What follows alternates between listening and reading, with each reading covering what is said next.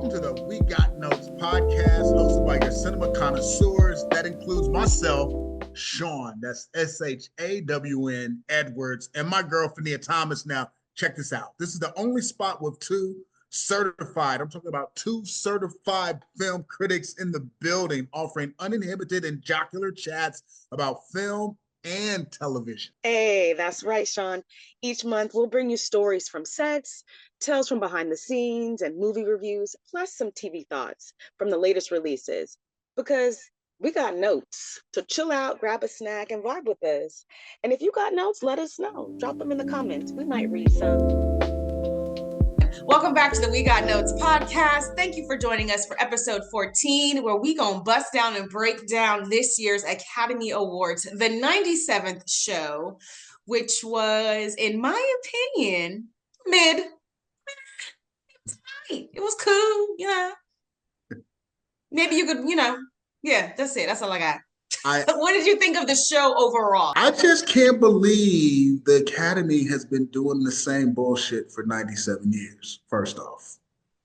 I don't get it, but all right, the show. I watched from home. Broadcast on ABC. I own the Hulu platform. From a technical side, the stream was fine. Flawless. Not your screen.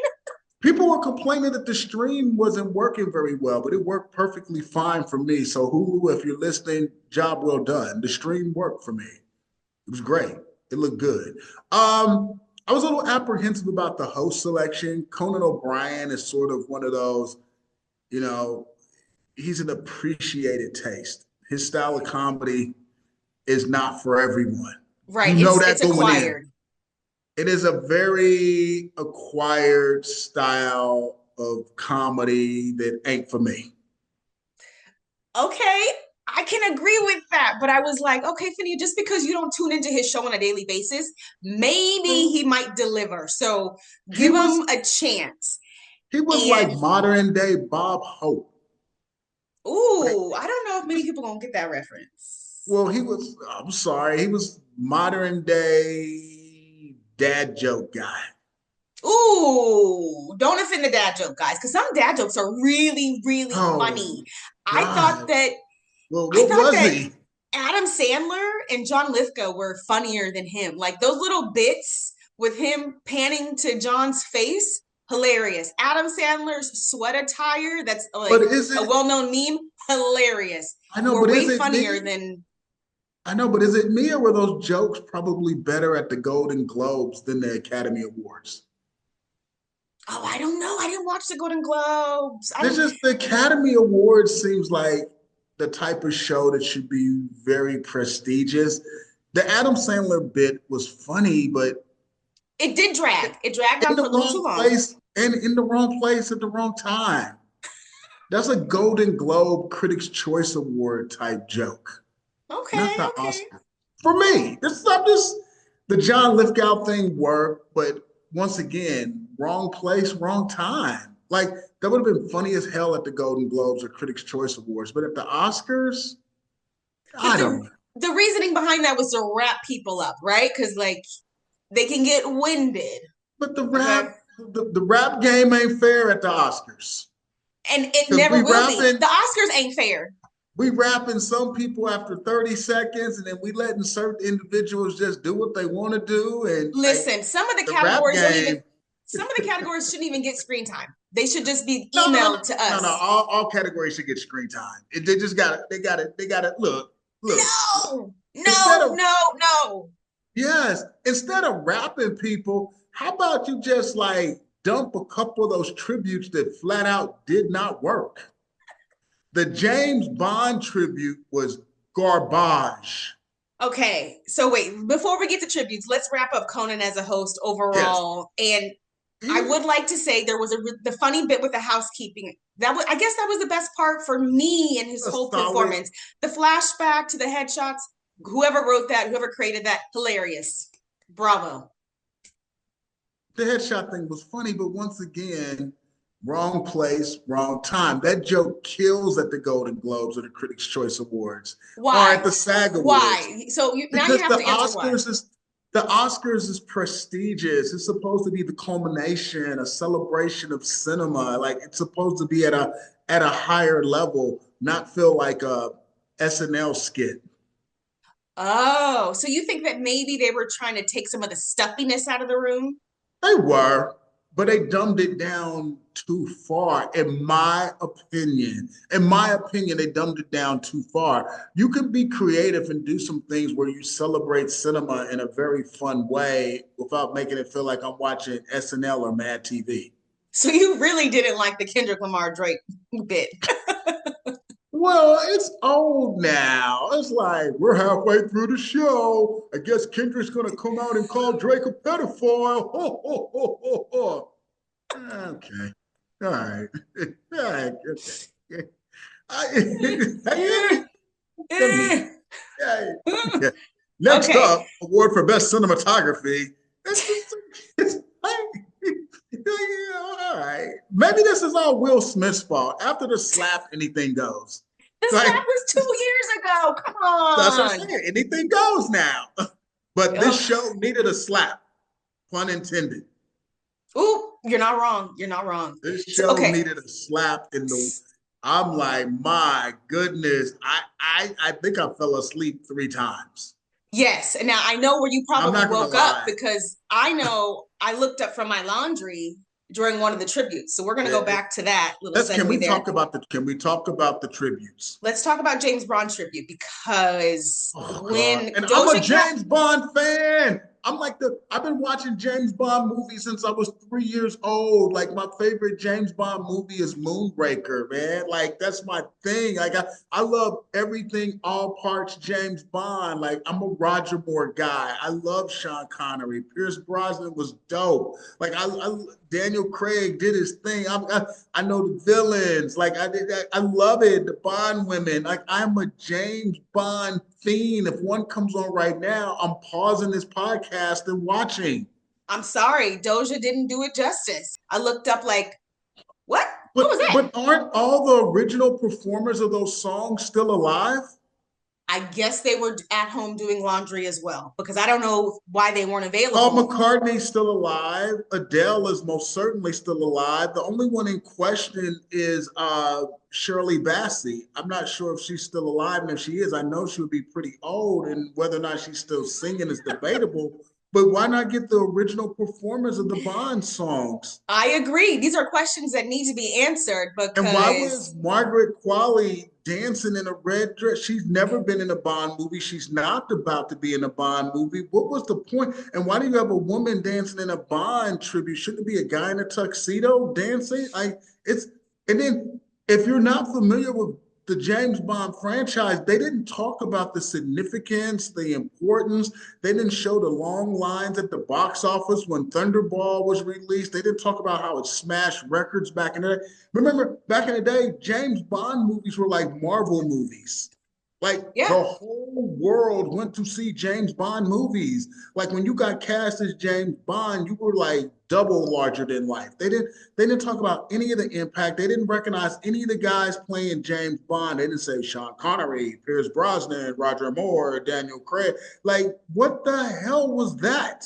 And there wasn't why enough this time year? in all 3 hours. There wasn't enough time. What was the significance of a Bond tribute this year? I It's don't not the know. 50th anniversary. There's not a movie coming out. It was so random.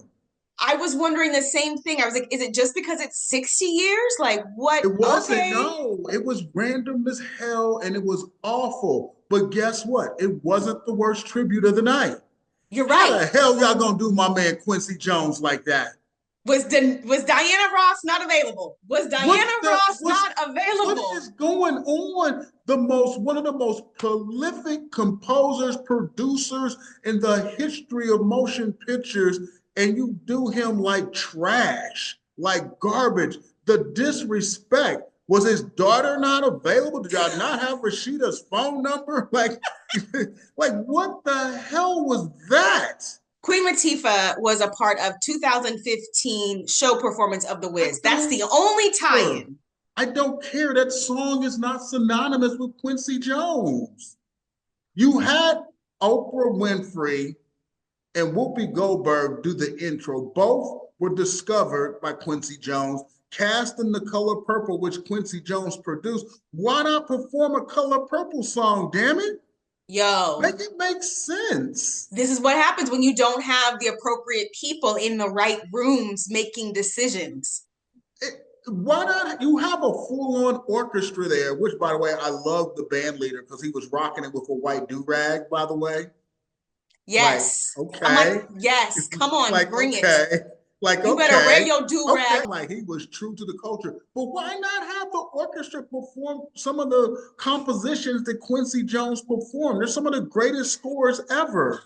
Shawn, you brilliant. They could have did a badass remix with oh my God, so much material that didn't get. Listen, I don't know. The Color Purple score alone is one of the greatest scores ever, although the Oscars did not award it with Best Score, by the way. Color Purple went 0 for 11, so like screw the Oscars. That's when I first realized the Oscars were bullshit, and I started hating the Oscars ever since way back in 1985. I'm like, nah. Listen, you're not wrong, but going back to The Color Purple, can we talk about how good Whoopi looked? Whoopi looked fit. Oprah was styled down. No. Whoopi, I like Whoopi. I don't think Whoopi's got enough respect. And matter of fact, speaking of tributes and speaking of anniversary, this year is the 40th anniversary of The Color Purple. Why did it not recognize that? Yo. The movie came out in 85. It's 2025, y'all. That's easy math. Beautiful tie-in. 10, 15, 20, 25, 30, 35, 40 math. You don't easy even gotta segue. watch Schoolhouse Rock. You ain't got to watch Schoolhouse Rock. That's easy math. It's the 40th. Beautiful segue. Beautiful segue. So why didn't they have them come out and recognize the 40th anniversary of The Color Purple, then talk about the fact that Quincy Jones produced the movie, produced the score, and then perform a song from The Color Purple, then do a medley of his scores from some of the other scores that he produced from the 60s and the 70s and the 80s, but the ease on down the road with Queen Latifah and whatever outfit she had on, looking like she robbed a poor man's costume store. Like, yo, what the hell was that? If anyone needed Paul's assistance, it would have been that outfit. Exactly. They should have hit him on the hotline. Yo. Like, Paul, we need you backstage ASAP. Listen, stat, it's an emergency. It's an emergency. And also, I need answers to the slow clap of the audience when Whoopi said Black excellence. It was a very much golf clap where she had to encourage them to like, go ahead, it's cool to clap. Girl, you already know. That's why only 3 people were dancing to Ease On Down the Road. You already. And you know who that was? There was Coleman, Ariana, and Cynthia. Yeah, and Cynthia's boo. James Bond tribute, trash.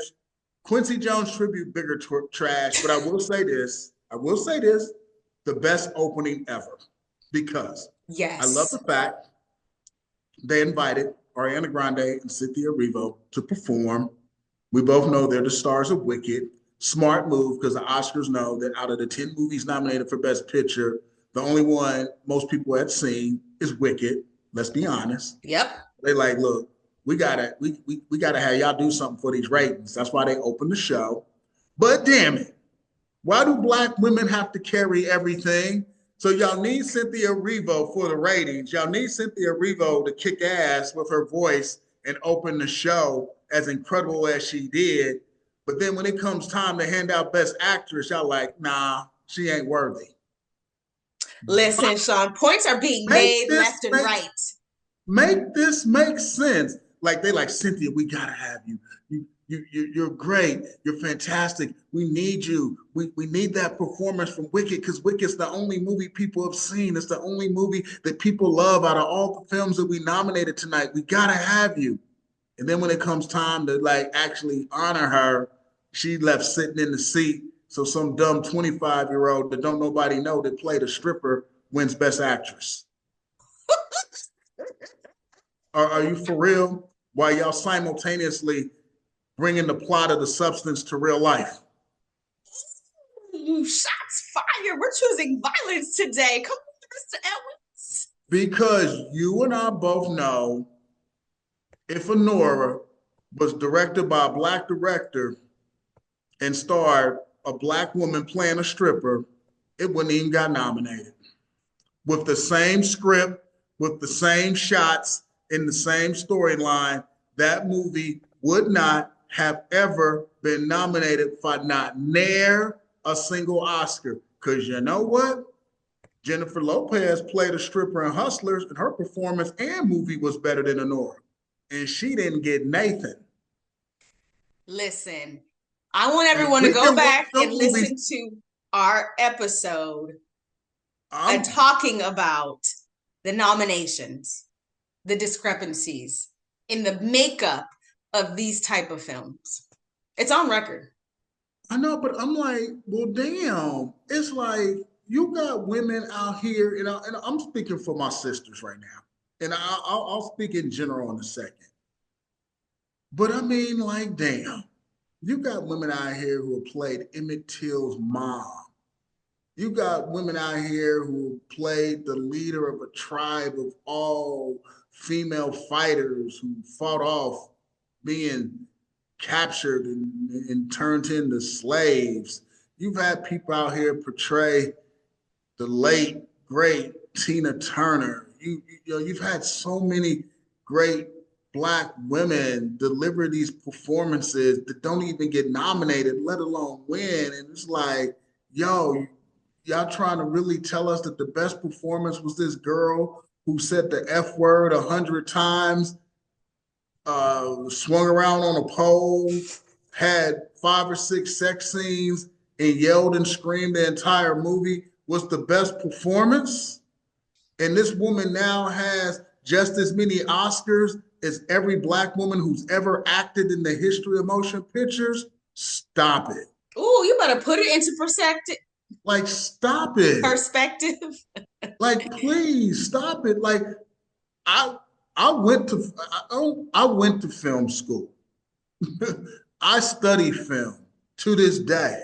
I've seen a lot of movies. Y'all not gonna tell me that's the best performance of 2020. It was people who didn't even got nominated had better performances. Angelina Jolie's performance was better in Maria. Nicole Kidman's performance was better in Baby Girl. Jean Marianne Baptiste's performance was better in Hard Truths. Listen, even the women that she went up against in the same category that were in the room performed better than her. And for those of y'all that don't know, we're talking about Anora, which swept the Oscars. We're talking about Mickey Madison. Don't give it that much credit. It won 5. It didn't sweep. Last year, Oppenheimer won 7, and the year before that, Everything Everywhere All at Once won 7. I like it won. Like, if it would have won 9, 10, 11, or 12, I'd have been mad. It won 5. Okay.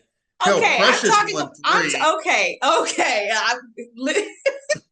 Swept that night, not historically. Not historically. Don't put that out there. It shouldn't have won none, but it won 5. It won 5, and it won for directing, editing, original screenplay, best picture, and best actress. There were lead actresses in that room on March 3rd who outperformed Mickey Madison. Cynthia Erivo is one of them. Fernanda Torres is one of them. Easily. Okay. They outperformed her in their films. I'm Still Here and Wicked. Now, the only reason why I say that I can stand behind Anora winning an Oscar is because it is an independent film. And I ride with the independent people. I think they should get all their shine, and I think they should get all their glory. Best actress? No, not at all. Well, let me break it down. All right. Number one, it didn't deserve to win Best Picture. If you want to give it to something independent, you're not going to tell me that Anora is better than Nickel Boys. You're not. Not from a creative standpoint, not from a storytelling standpoint, not from an execution standpoint, not from an acting standpoint. You're not going to convince me of that. You're not going to convince me ever during my entire rest of my time on Earth that, and even when I'm dead, my ghost is still going to say Anora is not better than Nickel Boys, because it's not. All right, in the story on Best Picture. Best Editing, really. I saw Dune Part 2. I saw The Brutalist. I saw Amelia Perez. I call bullshit. All right. Best screenplay. You're really telling me the best screenplay that used the F word over 400 times was the best written screenplay? Okay. Let's remember these rules now. Let's remember the precedents that we set. Let's remember that. Yep, because we're gonna run it back. We want to keep that same energy year after year after year. We're gonna run this back. Best director. It broke my heart that Quentin Tarantino had to present best director and hand the trophy to Sean Baker when he himself, who's one of the most distinctive directors in the game, people copy his style left and right. Only Quentin Tarantino can make a Quentin Tarantino film. Has never won best director. That shit ain't right. You trying to tell me Anora is better than Pulp Fiction? Anora is better than Inglourious Bastards? Anora is better than Once Upon a Time in Hollywood? Anora is better than Jackie Brown? Anora is better than Reservoir Dogs? If you believe that, turn this podcast off and I don't ever want to meet you because you're dumb. You are. This is not. It's not. It broke my heart to have to watch Quentin Tarantino hand this dude the best director trophy and he's never won one.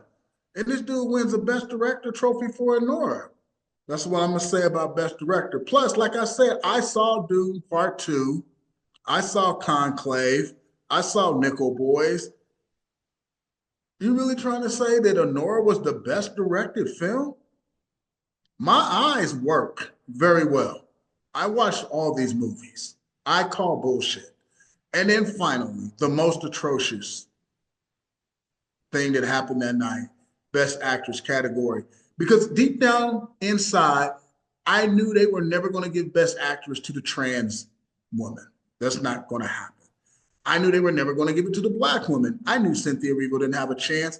Plus, she starred in half a movie. So there you go. Because we still got Wicked Part 2. Maybe they'll show some love for Wicked Part 2. They were never going to give it to the unknown Brazilian actress. We knew that wasn't going to happen. And they weren't going to give it to the old, over-the-top, trying to make a comeback actress in Demi Moore. We knew they were going young. That's why Emma Stone has 2 Oscars. That's why Jennifer Lawrence has Oscars. They always go with the young ingenue. We knew that. That's what they love. That's what they like. And the majority of the people who vote, that's their flavor. End of story, which is why like I said, they like them when they get naked. Naked gets Oscar. Yes, they do. Which is sad to say, happened to the only black woman that's ever won an Oscar.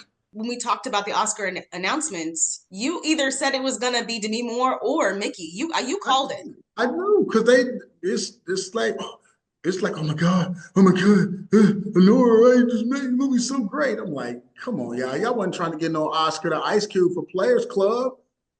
Lisa Ray was just as good as Mikey Madison in Players Club. What? Come on, legendary. People still quote that film to this day. Who's quoting Anora? Who? I guess the idiots that voted for it. I know you want to get into supporting actor because you called this one too. Shawn, you called this spot on the nose. Yeah, and I'm just going to say this real quick. For all y'all that don't know, Kieran Culkin won for A Real Pain for Best Supporting Actor. Now, my only thing is he got up there like Shawn predicted and was doing all his normal wiggling and jiggling and, silly guy stuff. Doing all that. And he said, I don't know how I got here. I immediately yelled at the TV, your brother. Hello? But anyways, you know that I wish my gentle goon won this category. Yuri didn't win, but I'm not sour or anything. I just love all the hypocrites in the room. This little boy literally won an Oscar and goes on stage and talks about immediately impregnating his wife. Trust and believe if a person of another hue had won an Oscar and went on stage and talked about impregnating their wife, they would have called holy hell. That shit wasn't cute. That shit was disgusting. That dude needs to please grow the hell up.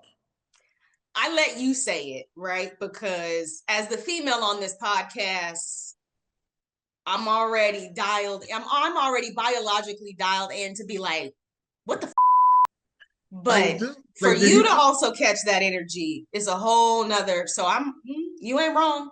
This dude literally on stage, like, I made a bet with my wife, and I said, if I win an award, I want 3 kids, and she's gonna get pregnant. I said, if I win an Oscar, I could have 4. And I like, dude, if I had won an Oscar and said any of that, they might have taken my Oscar back. And meanwhile, his wife is sitting there like, no, thank you. I don't know. Dude, the look on her face was like, please shut the hell up. Like, how come he can't just act like a man? That dude is not a child. He's like 40 plus, right? Yeah, oh, for sure. I'm He's like, old enough to know better. At this point, you have 3 kids. You're professional. Why does he permanently act like he's 12 years old? That's not cute, man. You see, I hate again, this. but listen, it goes in alignment with the same people that like films like Anora with the naked girl. Right? Yeah, because this dude wasn't even acting. He was the same character at the podium that he was in the film, but y'all just gave this dude an Oscar. Let's break down supporting actress. Why are you laughing? Because she survived. She's a survivor. She survived the debacle of Nina Simone. You too can win an Oscar after wearing blackface.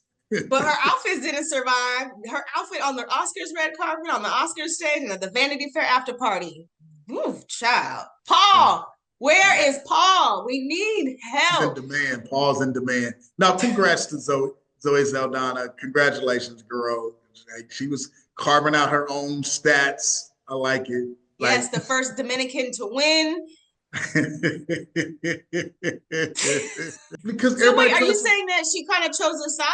Like, well, she made a hard distinction. Like, I'm the first Dominican. Like, okay, that's fair. But at the end of the day, we's all black people. Oh, at the end of the day, we just all black people.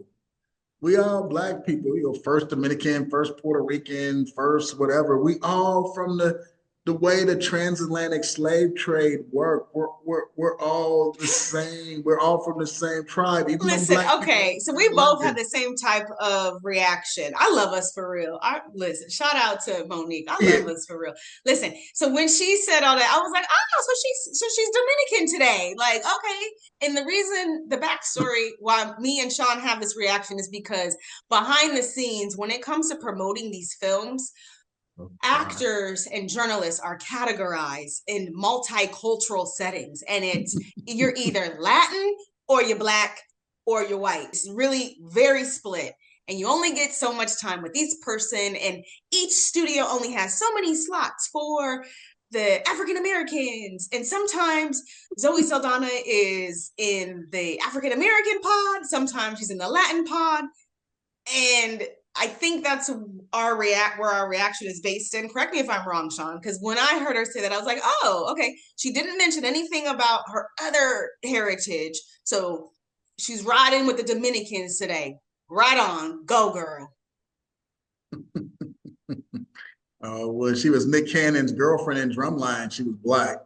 I don't care. Congratulations. I think what we're both trying to say is just keep that same energy. Like, when you riding for the Dominicans, when it comes time to promote your next 5, 10, 15 films, and the studios and the agencies and your publicists and your managers and your agents are saying, hey, we only have 2 spots for the Latin markets. Nah, you better be like, run all the Latin markets. I'm riding for them tonight. Let that flag fly for the rest of your career, I think is what we're trying to say.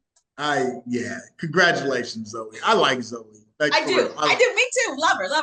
Let's get into the best actor. Oh, dude. Yeah, I don't. Yeah, whatever. You could take this one. I didn't care. Like, whatever. Adrien Brody won for Best Actor for The Brutalist. I loved his speech. This is what a speech should look like. I think his great take over. You like this take his hostile. I like this take over. He's like, turn the music off. I've been here before. I know how this works. And they stop. This is his second win. He won for The Pianist over 20 years ago. Do I think that Coleman should have won? Kind of. But I'm happy that Adrien won. I'm not sour. I wanted to see my boy Coleman win. He's been dressing up for 2 years straight. Listen, But yes, his ensemble, red carpet, A lot of snatch. energy. That's Vanity a lot of Fair energy. ensemble, snatch. And I'm sorry, Adrien's brooch during his brooch was great. Speech was great. No complaints I'm not there. mad. Adrian's cool. I'm not mad. He had a career. His career kind of slowed down a little bit. I'm not mad. They get that man. I mean, out of all the things that I was mad about, not that. Costume design winner. History, Black history. He missed Black History Month by 2 days. Paul Tazewell won for Wicked. This is his second nomination. He was nominated for West Side Story. Well deserved. I loved the announcers' little bit that they did before they awarded him. This was great. This was a good part of the show. This was a plus for the show. No. It was a good moment, and he delivered a nice, measured speech. He recognized the history. He recognized who we needed to be. He was solid in the moment. He was short. It was sweet. Congrats. Yes. Now, how we go 97 shows with there only being one African-American male winning this category? Well, there have been 97 shows, and not near a Black person's ever won for Best Director. It's easier to become the president of the United States than win Best Director if you're Black. Facts. We have to get into some of the fashion because the girlies were bringing the opulent, glitterati old Hollywood glam, and I lived for these moments. The show was the red carpet was on fire. Yes, my first DHMJ trophy, which stands for dress, hair, makeup, jewels, goes to the only iconic Halle Berry, because she served on the carpet, she served on stage, and she served at the Vanity Fair after party. She looked amazing in both of her ensembles. Amazing. Yeah, there really should be a law passed that there shouldn't be any more red carpets.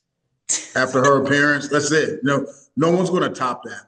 Shut it down. Two other trophies are going to Selena Gomez and Emma Stone because they also rocked the dress, the hair, the makeup, the jewels. Again, it was just opulent, old, just styled down to the socks. Selena's right. And Emma Stone, she played the part. She looked great. Demi Moore, she looked great. She didn't win, but she looked great. Oprah Winfrey looked great, styled down. Whoopi Goldberg, like the tattoo we saw, she was giving décolleté. Whoopi was looking great. Yeah, the only person who disappointed on the carpet really was Cynthia Erivo because she looked like she was going to a Star Trek convention. You're not wrong. I didn't prefer it. I liked her Vanity Fair ensemble better than the her Oscar fit. It was too pointy, too sci-fi. It was too costumey. It was too on brand. Yeah, I was like, she normally be winning, but yes. She normally looks amazing. The floral dress she wore during the opening performance was phenomenal. Oh, that open. That's like I said, that open was just like the juxtaposition of going from somewhere over the rainbow to home. Whoever did that, they deserve a raise. Everybody else, y'all should be fired because the rest of the show was garbage. And Ariana Grande's red carpet outfit was really pretty and daring and bold as well. Can I make a statement for all the guys out there? Mm-hmm. If you aren't at least 5'10" and above, you really can't do the wide leg pants. You can't. It doesn't look right because the silhouette, the design of the cut is designed to like have some distance so it can flow. Like when you 5'10" and under, it's giving skirt. It's giving Handmaid's Tale. It's giving something, but there's it no don't movement. Look right. Yeah, it doesn't sway. You can't pull the wide bottom like pants when you under 5'10". I mean, it ain't my fault. The genetics didn't work out for you, but man, when you under 5'10", go a more tapered look with your pant. Points are being made. You're not wrong. Now, listen, you look to Coleman Domingo because he served on the red carpet. He served at Vanity Fair's red carpet. Look to Coleman. Look Can to I do Andrew. yes. He looked amazing That's too true. in his He little did. brown silk. But can I do a Coleman Domingo PSA for all y'all out here? Just because Coleman can do it doesn't mean you can do it. Those are Coleman exclusives. Those are tough looks to duplicate. That's a Coleman only thing. And you That know ain't for what? the general. That's not for the general public. Yeah. You know what else shouldn't be duplicated? Zoe Saldana's outfit on the red carpet for the Oscars and the Vanity Fair after party.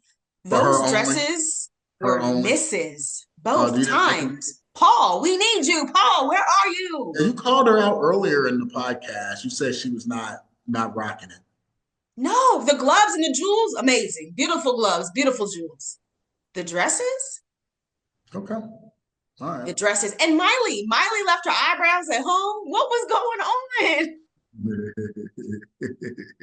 What was going on? And what about my guy? My guy's on the hottest show on TV right now, Sterling K. Brown, but he looks like he's about to bring people drinks. No, he's not a server. He was giving server. Was it giving 5-star restaurant, white glove service Look, server? yeah, the white jacket and the white jacket and black pants. That's very like you work at the Tropicana and Sammy Davis Jr. is about to come out and tap dance. Listen, these are our notes. Like them or not, very, you know? Very, We got very, notes. yeah, very old school. But Sterling's my guy because that Paradise show was fire. How many claps are you giving the 97th Academy Awards show? I'm giving one clap thanks to Cynthia Erivo and Ariana Grande. That opening was amazing, one of the best of all time.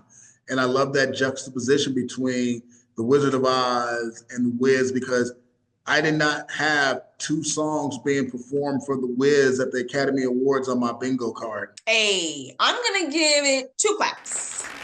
Okay, 2 claps. It gives me some fashion. There were moments where I chuckled, you know. Okay, so it's getting some claps. extra love because of the carpet, but the show itself, yeah.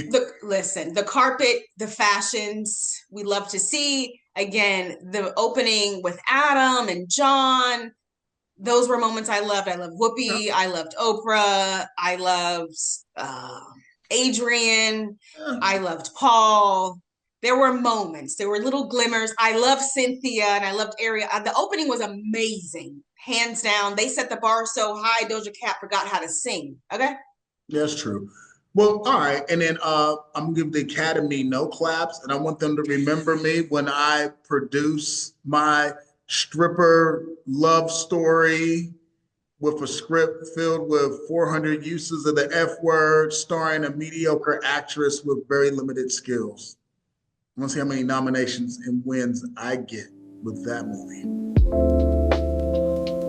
All right, as you can see, we always got notes and we have lots of notes, but we appreciate y'all for chilling with us, sticking with us. And if you got notes, let us know and check back in next week for our notes on all, and I mean all the latest releases. Don't forget to subscribe and like the We Got Notes podcast on Apple, Spotify, Amazon, or wherever you listen to podcasts.